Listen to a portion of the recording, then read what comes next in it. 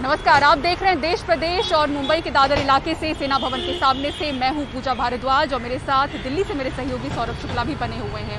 शुरुआत कर रहे हैं उस लाउडस्पीकर विवाद की खबर से जो कि थमने का महाराष्ट्र में नाम नहीं ले रहा है। इस तरह से इसका राजनीतिकरण हो चुका है कि सड़कों पर प्रदर्शन है और हमले के आरोप लग रहे हैं। इसी कड़ी में महाराष्ट्र के अमरावती से निर्दलीय सांसद नवनीत राणा और उनके पति के खिलाफ FIR को खारिज करने का जो इनका पिटिशन था उसको उस पर इनकार कर दिया है बॉम्बे हाईकोर्ट ने उनको राहत देने से। लेकिन ये ज़रूर कहा है जो दूसरी FIR है उस पर एक्शन से पहले 72 घंटे पहले उनको नोटिस देना होगा। तो किसी तरह की राहत बॉम्बे हाईकोर्ट से उन्हें नहीं मिली है। FIR खारिज करने से अदालत ने इनकार कर दिया है। और इसी खबर पर ज़्यादा जानकारी के लिए रुख करते हैं हमारे सहयोगी सुनील सिंह का।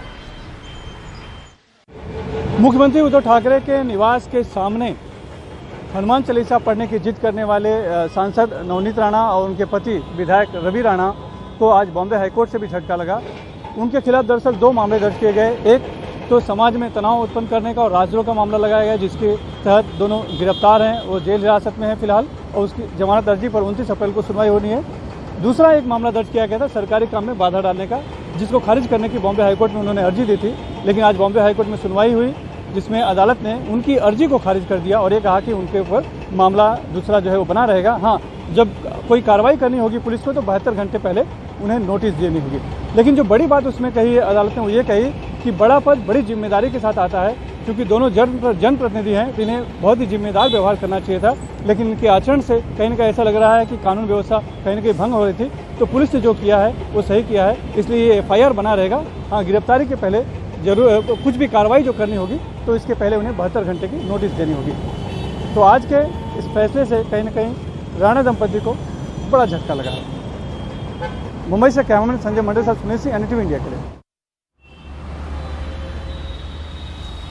दिल्ली के सदर निकेतन इलाके में एक 3 मंजिला पुरानी इमारत गिर गई है जिसमें एक मजदूर की दबकर मौत हो गई है। साथ ही 4 मजदूर घायल हुए हैं और इन चारों मजदूरों का गंभीर हालत में अस्पताल में इलाज चल रहा है।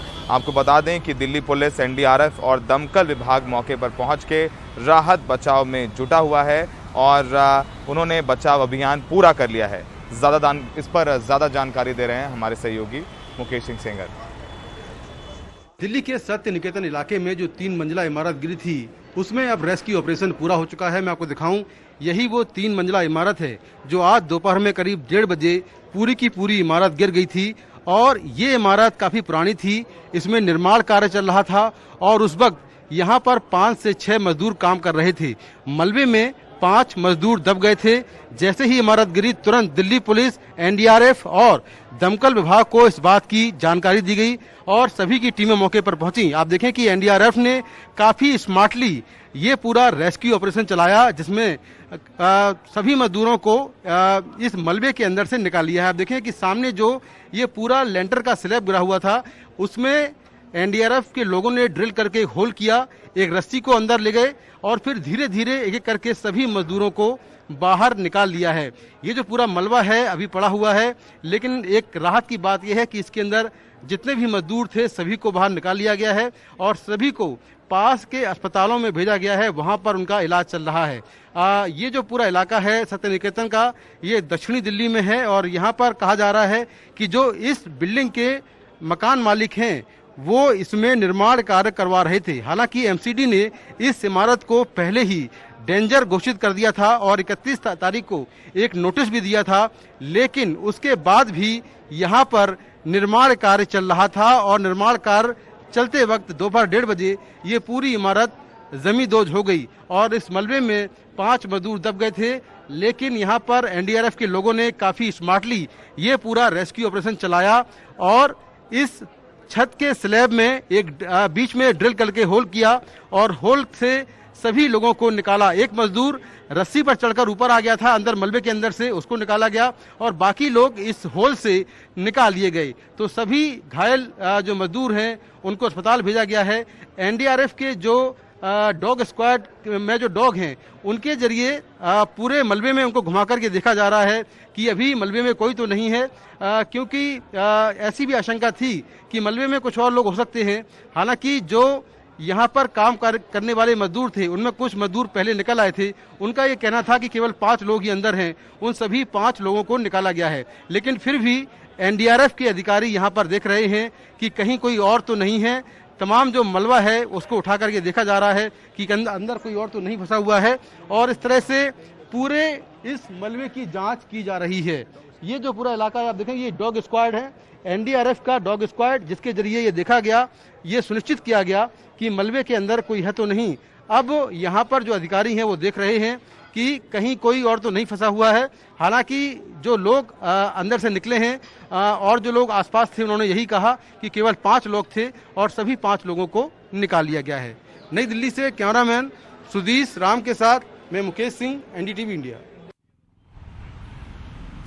तो इमारत गिरने के बाद राहत बचाव कार्य की आप ये ग्राउंड रिपोर्ट देख रहे थे। बढ़ते हैं आगे, अगली खबर भी दिल्ली से ही है। एक और हादसे की। दिल्ली के ओखला इलाके में जोगाबाई एक्सटेंशन की झुग्गियों में आग लग गई। 30 से 35 झुग्गियां जलकर यहाँ पर खाक हो गई और इस हादसे में मवेशियों की मौत हुई है। मौके पर दमकल की 20 गाड़ियां पहुंची, उसके बाद आग पर काबू पाया गया।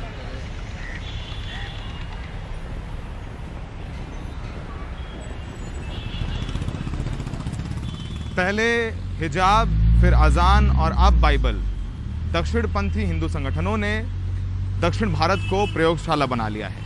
यहाँ के दक्षिणपंथी संगठन हंगामा कर रहे हैं यहाँ के प्रतिष्ठित फ्लोरेंस स्कूल में बाइबल पढ़ाने को लेकर के।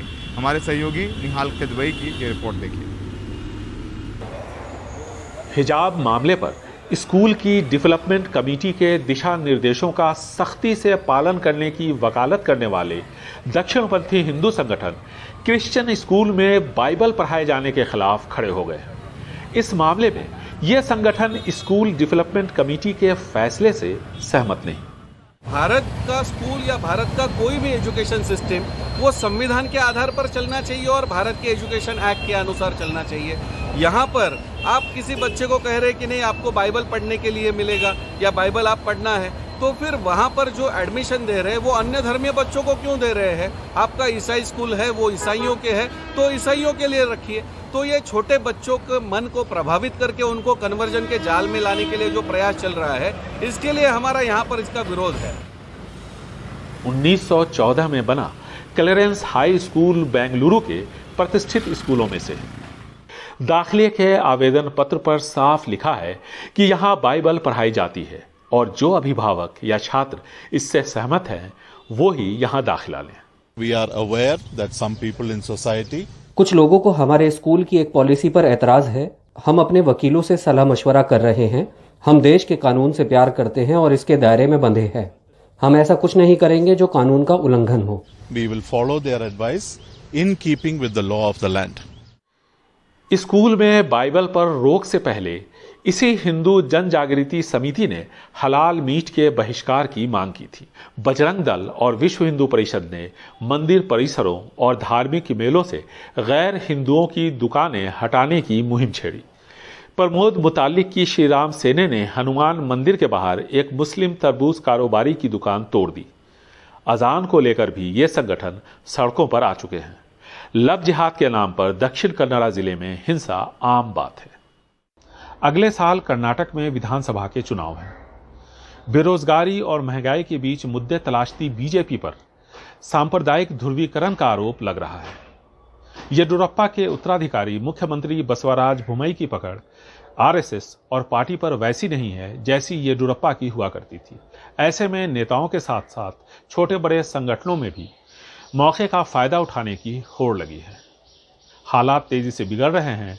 नुकसान इस राज्य की छवि का हो रहा है। बेंगलुरु से कैमरामैन कुमार के साथ निहाल Kidwai, NDTV India.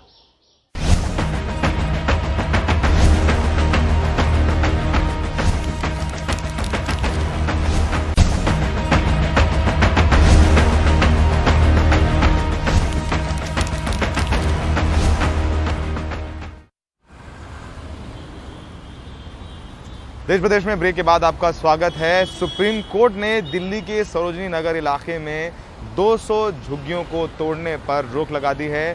Supreme court ने केंद्र से कहा है कि वो गरीबों के प्रति मानवीय रवैया अपनाएं। आपको बता दें, सुप्रीम कोर्ट ने यह भी कहा कि केंद्र और अन्य को नोटिस जारी किया है और कहा है नोटिस जारी किया है। Justice KM. जोसेफ ने केंद्र से कहा है कि झुग्गी वासियों के भी अधिकार हैं, उन्हें इस तरह बाहर नहीं किया जा सकता।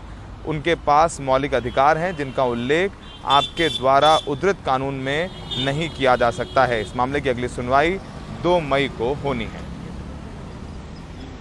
एक तरफ सरकार कहती है कि जहाँ पे झुग्गी बनी है वहीं मकान बना के देंगे और उसमें स्टेट गवर्नमेंट हो या सेंट्रल गवर्नमेंट हो, और ऐसा तो कुछ दिख नहीं रहा। इनके साथ अत्याचार क्यों हो रहा है? 200 लोग हैं, ये 200 झुग्गियाँ हैं, 200 परिवार हैंगे। इनके बारे में सरकार सोचें। और माननीय सुप्रीम कोर्ट ने जो अपना आदेश दिया, जो रोक लगाई है, हम लोग उसका तहे दिल से धन्यवाद करते हैं। और इन लोगों में बड़ा थोड़ा सा आसरा भी जागाएगा कि शायद अब हम लोगों को अल्टरनेटिव जगह दे के फिर हम लोगों को यहाँ से हटाया जाएगा। ये आप देख सकते हैं कि सारा जहाँ ये सरकारी मकान थे बाबुओं के, एनबीसीसी ने सारा तोड़ दिया और रीडेवलपमेंट का यहाँ पे वो चल रहा है, जो 10वीं 12 मंजिल मकान बनेंगे। और देश प्रदेश में इतना ही। दिल्ली से मेरे सहयोगी सौरभ शुक्ला और मुंबई से मुझे दीजिए इजाजत। खबरों के लिए देखते रहें एनडीटीवी इंडिया। नमस्कार।